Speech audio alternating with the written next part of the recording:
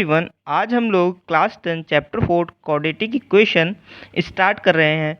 इस वीडियो में हम लोग जो जो चीज़ें चैप्टर में कंटेन हैं उन सब का कॉन्सेप्चुअल पार्ट कंटेन कर रहे हैं। तो सबसे पहले हम लोग समझते हैं कि क्वाड्रेटिक इक्वेशन क्या होती है। तो बेसिकली क्वाड्रेटिक इक्वेशन की डेफिनीशन है कि a quadratic equation in the variable x is an equation of the form ax² plus bx plus c. तो बेसिकली अगर आपको, जैसे कि आपने अभी पॉलिनोमियल पढ़ा था चैप्टर 2 में, तो और पॉलिनोमियल एक एक्सप्रेशन है और ये इक्वेशन है। एक्सप्रेशन और इक्वेशन में बेसिकली जो डिफरेंस है वो साइन ऑफ इक्वलिटी का है। तो यहाँ पे साइन ऑफ इक्वलिटी लगा दिया है तो ये एक क्वाड्रेटिक इक्वेशन बन गई। तो इसमें क्वाड्रेटिक इक्वेशन ये है तो जिसमें हम लोगों को एक कंडीशन है कि जो ए बी और सी हैं वो रियल नंबर्स हैं और ए की वैल्यू ज़ीरो नहीं हो सकती, क्योंकि अगर ए की वैल्यू हम लोग ज़ीरो पुट कर देंगे तो जो highest exponent power of term है x² वो एलिमिनेट हो जाएगा। तो यहाँ पे जो हमारी ये गिवन इक्वेशन है इसकी डिग्री 1 बचेगी, तो ये क्वाड्रेटिक इक्वेशन नहीं रह जाएगी, इसीलिए a can not b equals to zero. Basically quadratic equation है वो दो टाइप की होती हैं।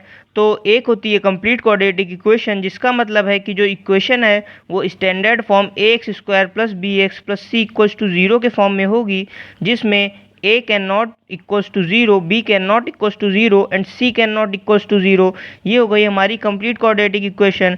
अगर इसमें a तो can not equals to zero रहेगा ही, लेकिन अगर b और c इक्वल्स टू ज़ीरो हो जाए तो उसको हम लोग कहेंगे प्योर क्वाड्रेटिक इक्वेशन, जिसकी फॉर्म होगी ax² equals to zero. Now we will discuss about zeros of a quadratic polynomial. तो हम लोगों को पता है दो the value for which the polynomial become zero is called zero of polynomial. अगर मान लो कि अगर कोई एग्जांपल लें हम लोग x² माइनस 2x प्लस 1, तो इसमें हम लोग देख सकते हैं x इक्वल्स टू 1 रखने पे जो गिवन पॉलिनोमियल है उसकी वैल्यू ज़ीरो आ रही है, तो हम लोग कहेंगे 1 is a zero of the given polynomial. अब हम लोग समझेंगे कि solution of a quadratic equation by factorization method. ये आपकी एक्सरसाइज जब आप लगाएंगे तो इसमें फर्स्ट मेथड है। तो इसमें अगर आप रियल नंबर x लें, उसको कह दें कि root of quadratic equation of ax² plus bx plus C equals to zero, जिसमें a can not equals to zero, तो इसमें अगर हम लोग x की जगह पे अल्फ़ा रखें और जो गिवन क्वाड्रेटिक इक्वेशन है a∝² plus b∝ plus C equals to zero आ जाए, तो हम लोग कहेंगे अल्फ़ा जो है वो ये गिवन क्वाड्रेटिक इक्वेशन का सल्यूशन हो जाएगा। और इसको अगर हम लोगों को फैक्टराइजेशन मेथड से जब सॉल्व करेंगे तो जो गिवन इक्वेशन है उसको इक्वल्स टू ज़ीरो कर देंगे, तो हमें उसको फैक्टराइजेशन मेथड से दो उसके फैक्टर आ जाएंगे, उन फैक्टर की वैल्यू जब निकालेंगे तो वो गिवन ज़ीरो होंगे। इसमें एक बेसिक पॉइंट और है कि जो जीरो होते हैं क्वाड्रेटिक पॉलिनोमियल के, या रूट कह लो क्वाड्रेटिक इक्वेशन के, दोनों सेम थिंग है। तो नाउ हम लोग अब सोल्यूशन ऑफ क्वाड्रेटिक इक्वेशन करेंगे सेकेंड मेथड, जो कि है कंप्लीटिंग द स्क्वायर मेथड। तो कंप्लीटिंग द स्क्वायर मेथड में जो पहला हम लोग स्टेप सॉल्व करेंगे उसमें अगर गिवन मान लो क्वाड्रेटिक इक्वेशन है ax² plus bx plus C equals to zero, तो सबसे पहले जो कोफिशिएंट ऑफ x² है उससे पूरी इक्वेशन को डिवाइड कर देंगे। जब उससे पूरी इक्वेशन को डिवाइड कर देंगे तो जो टर्म बचेगा c/a उसको RHS साइड पे ले जाएंगे। उसके बाद जो गिवन LHS साइड है उसको कंप्लीट स्क्वायर बनाने के लिए उसमें कोई भी कांस्टेंट को ऐड या सब्सट्रैक्ट करेंगे और वही सेम चीज़ को हम लोग RHS साइड में करेंगे। तो इस चीज़ को क्लियर करने के लिए एक एग्जांपल लेते हैं। अगर हम लोग कंसीडर करें एक quadratic equation x² plus 4x plus 1 equals to zero, तो पहला स्टेप इसमें हम लोग स्किप कर सकते हैं क्योंकि इसमें जो x² है उसका कोफिशिएंट 1 है। नाउ स्टेप 2 में हम लोग क्या कहेंगे, जो प्लस 1 है यानी कि जो सी टर्म है उसको RHS साइड में भेजेंगे, तो हमारी इक्वेशन बन जाएगी x² plus 4x equals to -1। अब स्टेप 3 में हमें LHS साइड को कंप्लीट स्क्वायर बनाना है, तो उसको बनाने के लिए जो हम लोग जनरल अगर standard form of quadratic equation से कंपेयर कराएं तो यहाँ पे b की वैल्यू 4 है, तो हम लोग b/2 का होल स्क्वायर दोनों तरफ ऐड कर देंगे। तो जो LHS साइड है वो बन जाएगी x² plus 4x plus 4, RHS side बन जाएगी -1 + 4 इसको सॉल्व करेंगे तो जो LHS साइड में है उसमें आइडेंटिटी लग जाएगी a + b होल स्क्वायर की, तो वो बन जाएगा x + 2 होल स्क्वायर। अब स्टेप 4 में हम लोग क्या कहेंगे, दोनों साइड पे स्क्वायर रूट ले लेंगे, तो LHS साइड में बचेगा x + 2 और RHS साइड में बचेगा ±√3। अब हम लोग देख सकते हैं अगर x की वैल्यू हमें निकालनी हो तो हम लोग दोनों साइड में -2 कर देंगे, तो जो LHS साइड है उधर बचेगा सिर्फ x और RHS साइड में दो वैल्यू आ जाएंगी, एक -3.73 और सेकेंड -0.27। तो इससे हमारा कंप्लीटिंग द स्क्वायर मेथड हो गया। अब हम लोग एक इसका इजी एग्जांपल लेते हैं, और ये मेथड भी थोड़ा शॉर्टकट मेथड है कि अगर आपके पास इक्वेशन गिवन है x² + cx + 7, तो इसमें आप देख सकते हैं 6 जो यहाँ पे है वो b है, तो हम लोग जैसे ही हम लोगों ने किया b/2 का स्क्वायर एक बार ऐड करेंगे और एक बार सब्सट्रैक्ट करेंगे, तो इसमें हमारी इक्वेशन बन जाएगी x² + 6x + 6/2 whole square + 7 -6/2 whole square. अब इसमें आप देख सकते हैं जो फर्स्ट के 3 टर्म हैं उनसे आइडेंटिटी बन जाएगी और लास्ट के 3 टर्म सॉल्व करेंगे तो वहाँ -2 आएगा।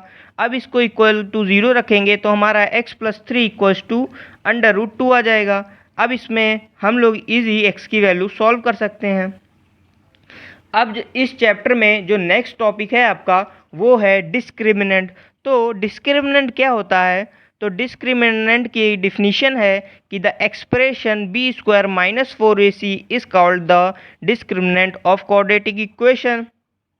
तो इसके यूज से अगर आपको कोई भी क्वाड्रेटिक इक्वेशन सॉल्व करनी है तो सबसे पहले अगर कोई क्वाड्रेटिक इक्वेशन गिवन है ax² + bx + c = 0, तो पहला स्टेप है कि हम लोग डिस्क्रिमिनेंट की वैल्यू निकालेंगे जो कि होगा D = b² - 4ac। अब जो गिवन हमारे पास वैल्यू आएगी उसको चेक करेंगे कि अगर वैल्यू ग्रेटर देन 0 है तो जो गिवन क्वाड्रेटिक इक्वेशन होगी उसके रूट्स हो जाएंगे x = -b + √d/2a। अगर वो वैल्यू इक्वल्स टू 0 है तो जो गिवन क्वाड्रेटिक इक्वेशन होगी उसके रूट्स हो जाएंगे x = -b/2a, और अगर वो वैल्यू लेस देन 0 है तो हम लोग कह देंगे the given quadratic equation has no real roots. तो ये मेथड हो गया अगर आपको क्वाड्रेटिक इक्वेशन डिस्क्रिमिनेंट के हेल्प से सॉल्व करनी हो। अब जो हमारा नेक्स्ट टॉपिक है वो है क्वाड्रेटिक फार्मूला, जिसको हम लोग और भी जानते हैं श्रीधराचार्य फार्मूले के नाम से।